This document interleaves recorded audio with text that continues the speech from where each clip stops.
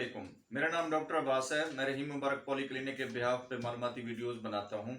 जो दोस्त हमारे चैनल पे नए आए हैं काइंडली चैनल को सब्सक्राइब जरूर कर दीजिएगा।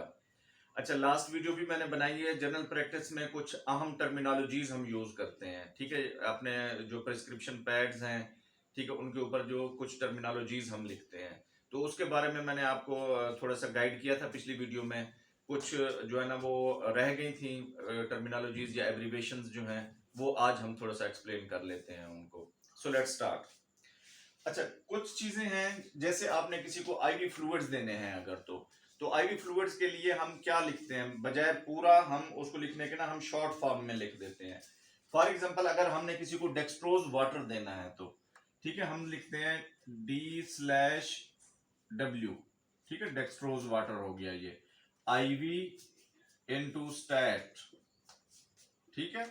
बाकी जो इसके अंदर इंजेक्शन मिक्स करने हैं वो आप लिख देते हैं जी, वो भी देना है, वो भी देना है, ठीक है ना। अगर इस इंजेक्शन भी उसमें के अंदर लिखे हुए हैं, ठीक है ना, तो वो भी आपने जो है ना उसको इस तरह करके फिर आईवी स्टैट लिखना है। यानी कि फॉर एग्जांपल कोई जितने भी इंजेक्शन लिखे हुए हैं आईवी इनटू स्टैट, यानी कि इसका मतलब ये समझा जाएगा कि जी जो भी इंजेक्शन जितने भी हैं वो इस डेक्सट्रोज वाटर के अंदर ही लगने हैं, ठीक है। तो इसको आपने अंडरस्टैंड करना है। अच्छा जी, उसके बाद क्या आ जाता है हमारे पास, ठीक है, रिंगर लैक्टेट। ये भी आईवी फ्लूइड है, ठीक है। हम इसकी जगह लिखते हैं R/L, ठीक है, रिंगर लैक्टेट, ठीक है। इसके बाद क्या आ जाता है, नॉर्मल सिलाइन, NS, ठीक है। नॉर्मल सिलाइन के लिए क्या हम यूज करेंगे, NS, ठीक है। नॉर्मल सिलाइन अब दो किस्म का होता है। अच्छा, एक बात की माइंड में रखिएगा कि जितने ml आपने अगर बच्चों में खास तौर पे दे रहे हैं तो वहां पे आपने डोज एडजस्ट करनी है, ठीक है। जितने ml आपने देना है उतने ml आगे जरूर मेंशन करना है। फॉर एग्जांपल, डेक्सट्रोज वाटर आप दे रहे हैं 300 ml, ठीक है ना। आमतौर पे ये डेक्सट्रोज वाटर 500 ml और जो है ना 1000 ml में आता है। 5% भी ये हो सकता है, ठीक है, और 10% भी ये हो सकता है डेक्सट्रोज वाटर, ठीक है ना। तो इसकी आपने डोज लिखनी है। इसी तरह रिंगर पे 400 ml दे दें, ठीक है। नॉर्मल सलाइन आप ये दो उसमें आता है, तीन बल्कि पैकिंग में आता है, ठीक है। एक 100 ml की पैकिंग में आता है, ठीक है, एक 500 ml और फिर 1000 ml। वो जितने ml आपने देना है उसको आगे मेंशन जरूर करना है आपने, ये डोज के हिसाब से, ठीक है। अच्छा, ये तो हो गया हमारे पास चार किस्म के फ्लूइड्स हो गए, ठीक है। एक पांचवा होता है पीड्स सॉल्यूशन, हम इसमें कहते हैं, जिसमें नॉर्मल सलाइन और डेक्सट्रोज वाटर का मिक्सचर एक होता है, उसको हम पीड्स सॉल्यूशन कहते हैं, ठीक है। वो भी एक होता है, ठीक है ना। आगे फिर लिख देना है इन्हीं के अंदर जितने भी इंजेक्शन ऐड करने हैं, वो इसी तरह फिर उसको एक ब्रैकेट के अंदर डाल के ब्रैकेट के आगे फिर आईवी इनटू स्टैट दे देना है। वो आपका जो नर्स होगी, डिस्पेंसर होगा, जो भी होगा, वो अंडरस्टैंड कर लेगा कि जी ये चीजें सारी मैंने इस आईवी फ्लूइड के अंदर डालनी है, ठीक है। उसके बाद कुछ और आ जाती है हमारे पास जो है ना ये खास तौर पे इंजेक्शन लगाते हुए आपने जरूर देखना है कि इंजेक्शन आईवी है या आईएम है, ठीक है, आईवी या आईएम, ठीक है। ये खास तौर पे एंटीबायोटिक्स में आते हैं, ठीक है ना, जिसमें लिखा होता है आईवी एंड आईएम। जिनके ऊपर दोनों लिखा हुआ है वो तो आप यूज कर लेते हैं, ठीक है ना। उनका जो बेसिकली फर्क कहां पे आता है, जो उनके अंदर वाटर का एम्प्यूल होता है, ठीक है। जिसके ऊपर आईवी और आईएम लिखा हुआ है, यानी वो आईवी दे सकते हैं, आईएम भी दे सकते हैं, उनके अंदर क्या होगा, वाटर एम्प्यूल डिस्टल वाटर का होगा, ठीक है, डिस्टल्ड वाटर का होगा, ठीक है। लेकिन अगर किसी के अंदर सिर्फ आईवी लिखा हुआ है, ठीक है ना, आईवी इंजेक्शन, ठीक है, तो उसमें आपको परेशान होने की जरूरत नहीं है। वो तो आप किसी तरह भी यानी कि जैसे भी लगाना चाहे आईवी लगा सकते हैं।